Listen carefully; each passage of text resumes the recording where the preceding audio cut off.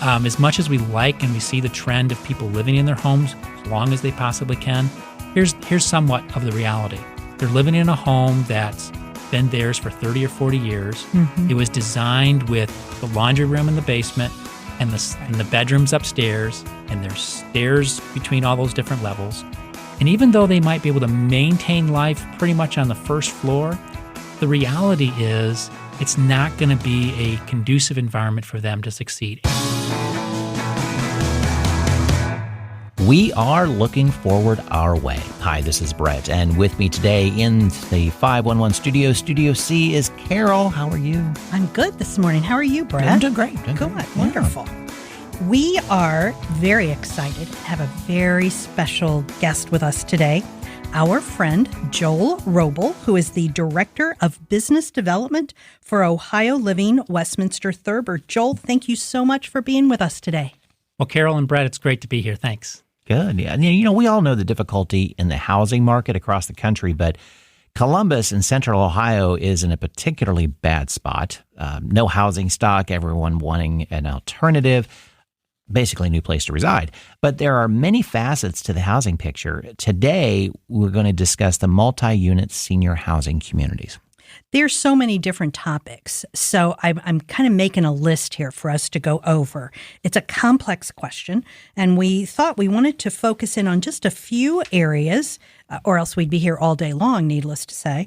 And so let's just take a look at these specific areas.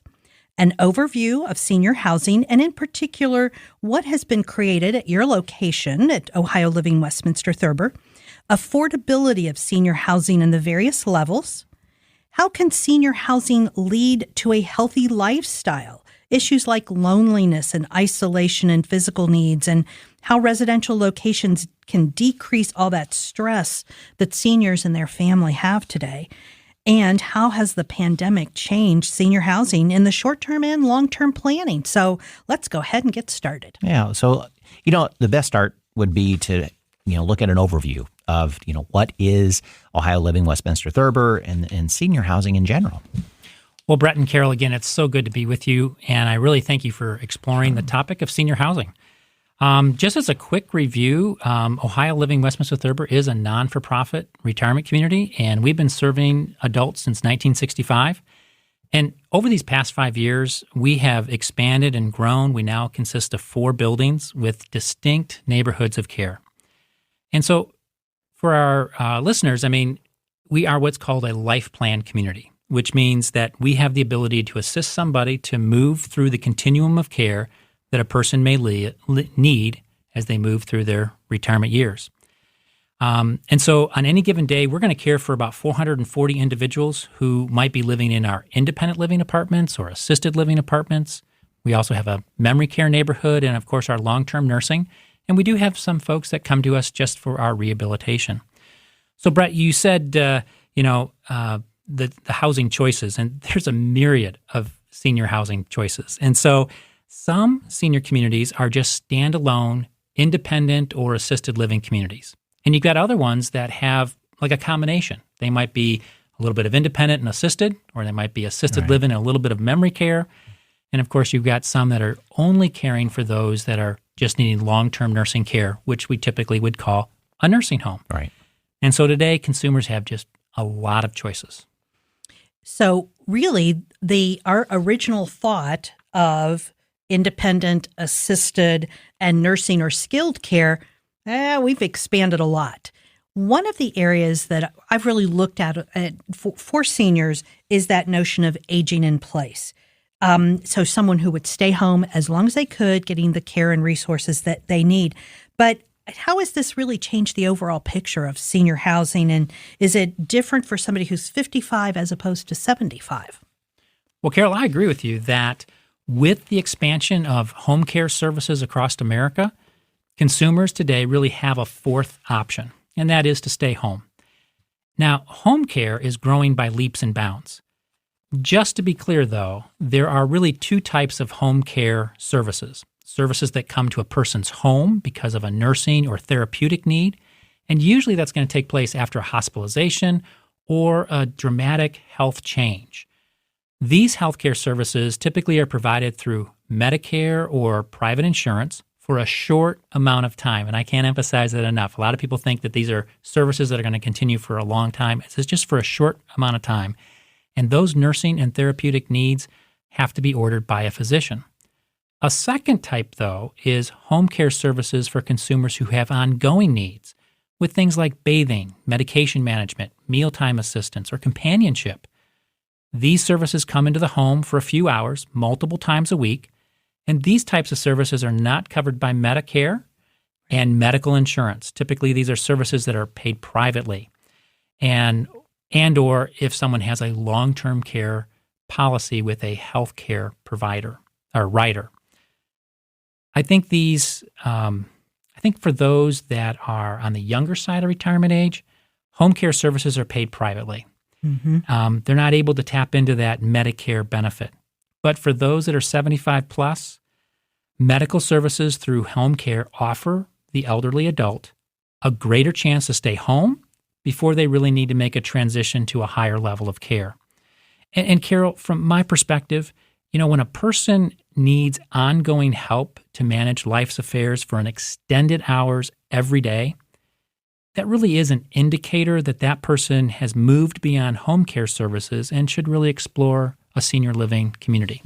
Right. And a lot of that is discussing it within the family too.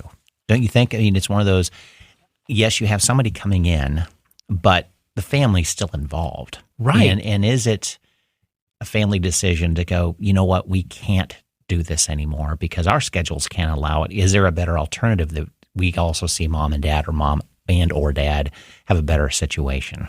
Right. Those families that are close together and can divvy up some of the responsibilities to help their parent age well at home, great. But if you're not around and you're relying upon a service to come in, it can get a little bit more challenging. Yes, exactly. Well, taking it from a family's perspective, first thing on everyone's mind is cost, and the families involved with that, as well as the people that are directly affected, the mom and dad.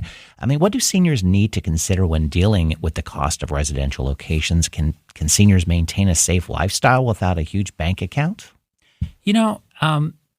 It's because there's so many choices out there. There are so many senior housing options, so the costs are going to vary greatly. Right. Which is an advantage. If you think about it, because you can shop. You can shop, and as you shop, you need to compare apples to apples. Right. So let me unpack this maybe a little bit. I mean, I wish it was easier, and I guess the reality is that every senior community out there is going to offer a different package and have different amenities. When I highlighted earlier about that standalone independent living community, that is really the low-end price point for people to come. But unfortunately, they're not going to offer you a whole lot of care services. And so when you're moving, you need to look at, well, what are they going to provide? Are they providing housekeeping? Are they providing some amenities that are helpful to me compared to maybe the place that has a lot more options like meal plans and staff on premise 24 hours a day and bus transportation and activity programs, because it all varies. And so that price... So you've got to be really honest with yourself, don't you? Yeah. What do you need? Right. What do you need? And based on what dollars you have, you'll be able to find, hopefully, the right choice that's going to provide that for you. Right. But Brett, I appreciate you bringing up the subject about senior housing, though, because there are lots of choices for people who have lower income. For consumers who have lower income or lower assets, I really encourage them to connect with their area agency on aging. These are folks that can provide a good list of specific communities that accept that type of payment choice. And they're also going to be able to provide that consumer with a list of home care communities or home care services that can provide that, or even programs that are offered for low-income seniors. Right. But in your question, you also asked about a little bit about, staying home or staying safe. And as much as the trend is for people to stay home for as long as they possibly can, here's my slant to that. Because as much as we like and we see the trend of people living in their homes as long as they possibly can, here's somewhat of the reality.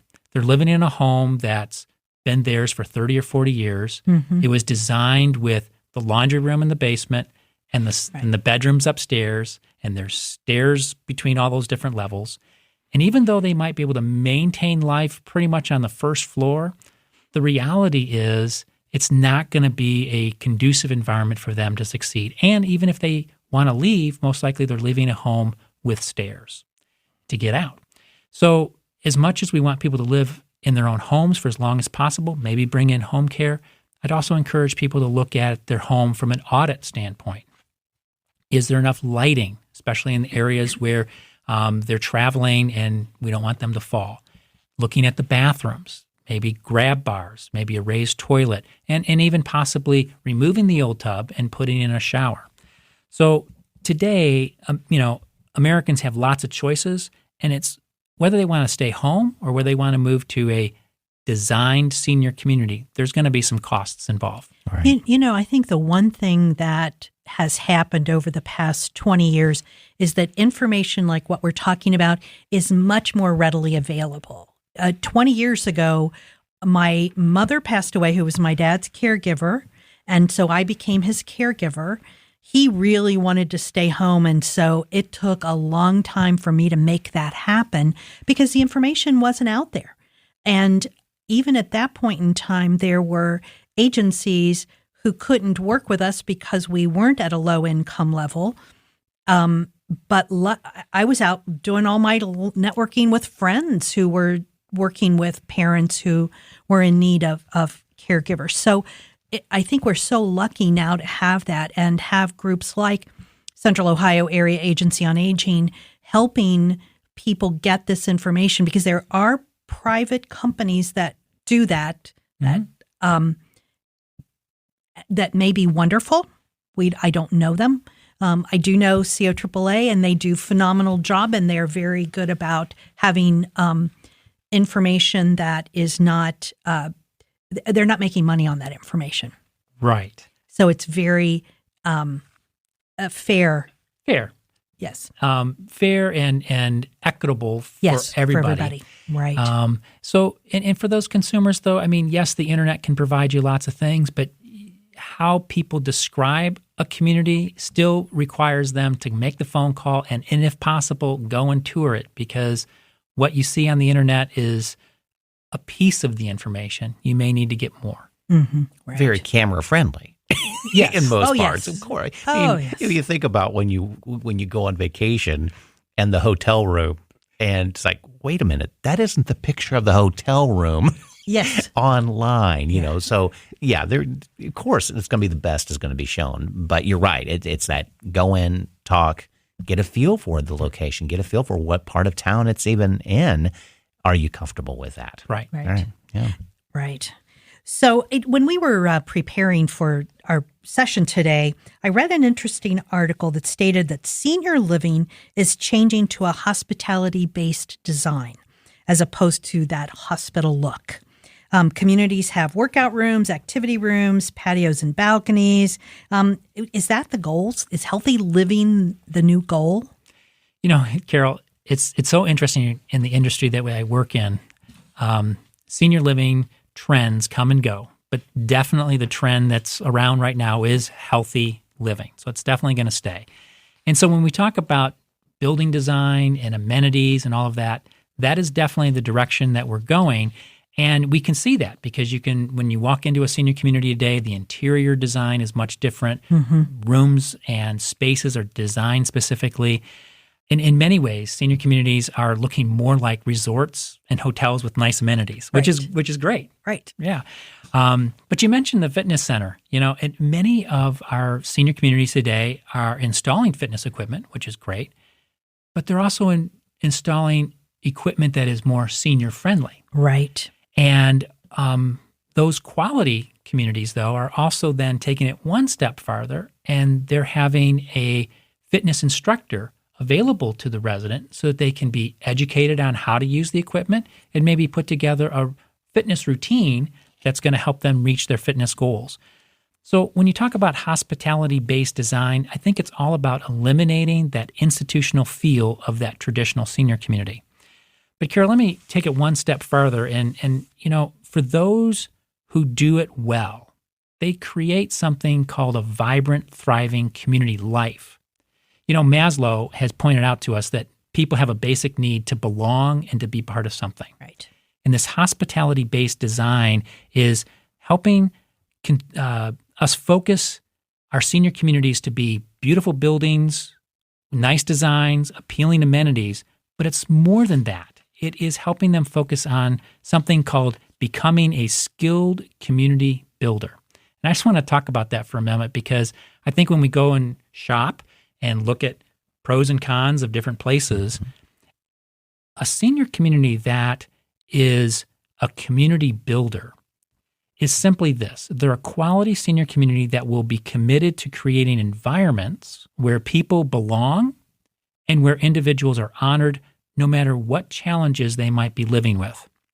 In many ways, that hospitality-based design is focusing on individuals who live at the senior community, but management is coming right alongside those residents, and they're making a partnership to create programming to engage in the 6 dimensions of whole person wellness. And we've been talking about fitness, and that is, that workout room and whatnot. So that's one dimension of this whole person wellness.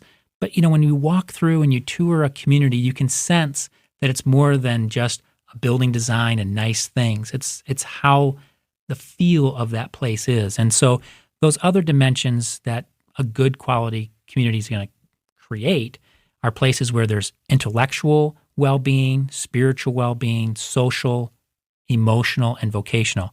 So senior communities have a lot to offer and really should be considered a viable option during one's senior years. One of the things that many families struggle with is that the parent has sort of been left behind. The children have gotten jobs all over the country. They're busy raising their children. And so now you have a parent who is in that house, and maybe they can negotiate the steps, but really don't want to negotiate steps anymore. And you don't want them going into the basement to do their laundry. But I know growing up, we always thought of those old age homes as the place to go to die. Yeah. And now really it is this notion of it's not just healthy living, physical healthy. It really is creating a new community, creating your new village. Right. And I think that unfortunately a lot of us have that stereotypical, it's the old folks' home. Right. But senior communities today are so different. And they really do want people to move in at a younger age, right, while they're able to, while they can engage and create new friendships and really find new purposes in life. It's not about just retirement and leisure and travel and, maybe a few things of interest, but it's really about helping people redirect their energies towards new things. Right. It's not just sitting home watching TV. Right. That notion of people having the option of making that decision for themselves, so that it's not a child coming in 4 states away and having to force that decision. So good. And thank you. The other thing I'll say is it's a process. Right. I mean, to really be successful in retirement, you need to plan for it. But it is not that family member coming in and making a decision all of a sudden. Right. We experience people who look at our senior community, and it could be years before they kind of say, yes, this is what I want to do. But they're thinking it through. They're looking at other options. They're trying to figure out, well, these are the things that are of interest to me. Your community can provide that. So it's not just a very quick decision. Right. And it goes back to a family conversation, doesn't it? It does. Really. That start the process, but the family realizing, don't force mom and dad into it. Okay, we've got to get you out of the house by next Christmas. It's not that. But it's like, find out from them. Maybe you may not even know what your parents are thinking about. Mm-hmm. Right. Don't know what they're thinking about. And maybe help them on the process. That it may not be that they want to stay, but they don't want to tell the kids that they're leaving the house that they all grew up in. There's something to that too, that right. the kids don't want mom and dad to leave the house because they don't sell our home, mom and dad, But it's one of those, but you got to respect your mom and dad's thoughts too. Mm-hmm. So it could go both ways. It really can. And because, as you pointed out, I mean, we're a transient society now. I mean, who's to say that son or daughter are well established somewhere else in the country, and maybe mom or dad finds a senior community that's closer to them? Correct. Mm-hmm. Yeah. Right. Yeah, exactly. Well, one issue we're addressing on the podcast is the role of technology in the lives of seniors, how they use it, how it can serve them. I'm assuming that technology has greatly changed in your community, I'm sure very fast, how to communicate with the residents and family members, as well as within the facility itself, as your residents become they're getting younger and younger moving in. Then that technology has been part of their life from day one, from 6 o'clock in the morning till midnight. Anything new on the horizon? I mean, how have you implemented it so far, and how is that changing? Well, I agree with you. The senior today is much more tech savvy than the senior 5 years ago. Just in 5 years, isn't it? Right, Yeah, it's amazing. Yeah. Yeah. And so we try the best we can to integrate technology as often as we can, but technology changes so fast. Mm-hmm.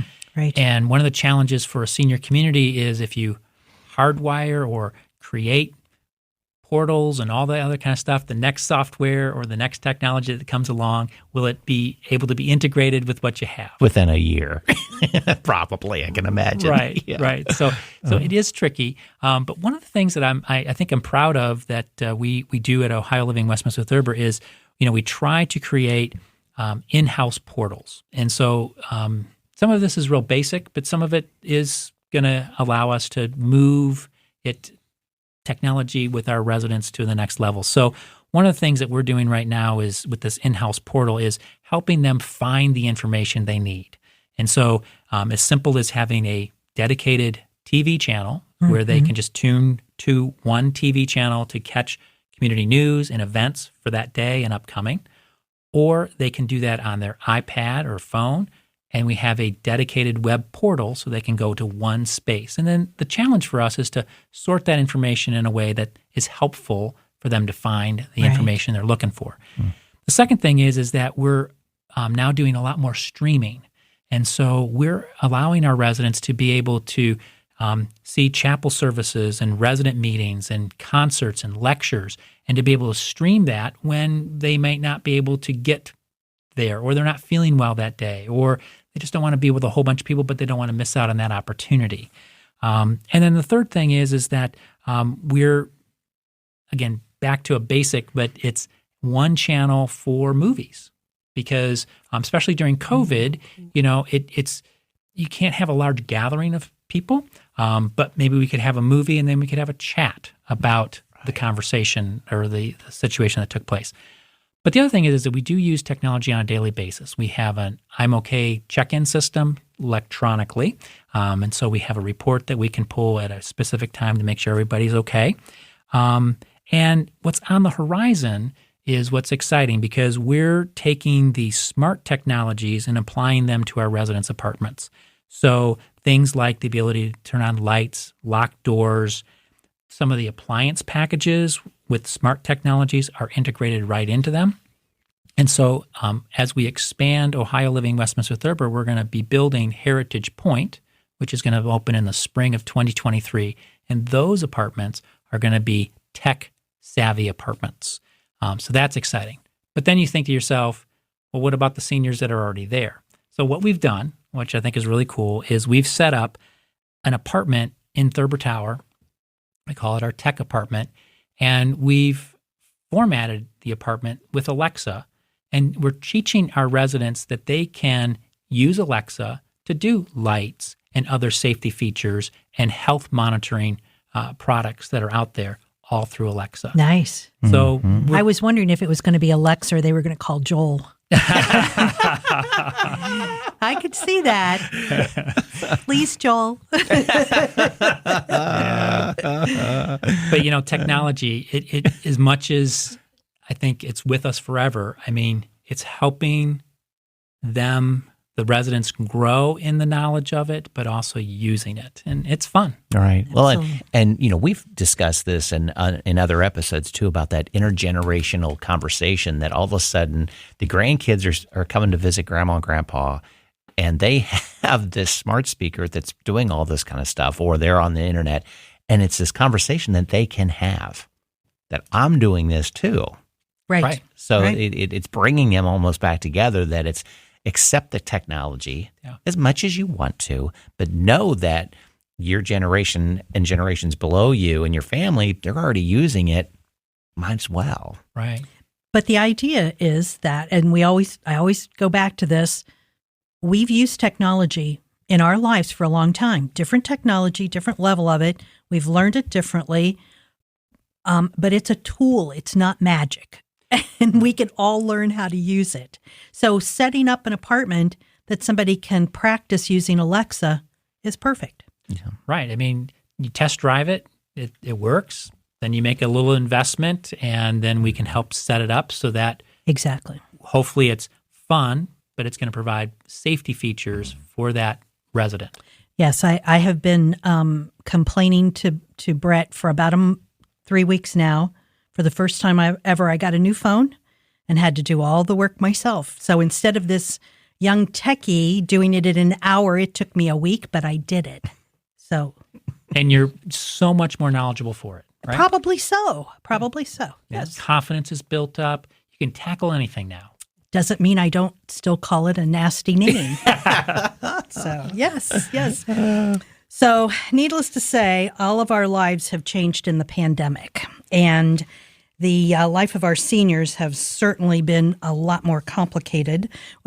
We were discussing before we started the issues of testing and all that you've had to go through. Family members are frantic to see their loved ones. And I, for one, have an aunt who I've only seen twice in 7 months. And so when I saw her last weekend, it was a blessing. Any insight on the changes that we need to make to protect our seniors and the services and space for each person? What are the kinds of things that you've been able to do or that you see as opportunities that we can all take advantage of? Yeah, it's been terrible that COVID has created such a stress on residents and families, and it's especially for those that are in assisted living and nursing home. Those are the regulated areas of our industry, and as you mentioned, 7 months of really not being able to see their loved one. And I think the frustrating thing for us that work in the senior living world is that government and Department of Health are consistently changing the protocols. And so it's hard to communicate it back out to the families and the residents to offer. But I think, as much as we want them to visit together, it's hard. So the government has allowed us to do porch visits in warmer weather, but now they're going to allow us to do in-house. But it's a very restricted area. You can't go to the resident's room. So just to help minimize the expectation that, you're going to be able to go in and see them. Right. It's really a limited location, limited amount of time. And the other thing, though, is that us and other senior communities are embracing technology. So we're doing virtual visits as much as we can. Helping set it up so that the family can connect that way. But I think one of the things, Carol, that I guess I want to talk about when we talk about this COVID and this reality that as much as we want to be innovative and tackle this problem head on, the reality with COVID is that we are all social beings. And to be void of human contact is really weighing us down and causing social and emotional well-being to be unwell. Right. And so I think that's one of the critical points that we have with COVID. Yeah. Absolutely. I've had conversations with those in charge of where my aunt is staying, had conversations with directors in a friend who is in independent living, but her building's connected to assisted living, so they're under the same lockdowns. And I keep saying they need some help. And the directors always say, well, we can help them. And I'm like, it's not that kind of help. It's the decisions to be made, and you need to walk it through with the individual. Things like getting rid of items, sparsing things out to family members because they know their days are, they're working through the end of their life issues and decisions, putting things away. My poor aunt has, every time they send her the medical items that she needs, she has boxes of stuff everywhere. Those decisions can't be made lightly and just with an administrator who is incredibly busy running in and out of their room. And so it's really this, they're missing their village. Right. And they're missing their village, and COVID is definitely not making just daily life issues easy for people. Right. I was thinking about that, and when we talk about loneliness, because earlier we were talking about it's about being alone in this situation. A philosophy of care that we follow at the Ohio Living Westminster-Thurber is called the Eden Alternative. And I was thinking about that. The philosophy points out that there's 3 plagues to the human spirit: loneliness, boredom, and helplessness. Boy, COVID-19 just encapsulates all of that, doesn't it? It does. And that's exactly what has happened with a lot of our seniors and residents. They feel helpless. They feel bored because they can't connect in as much as they want, and that loneliness has set in.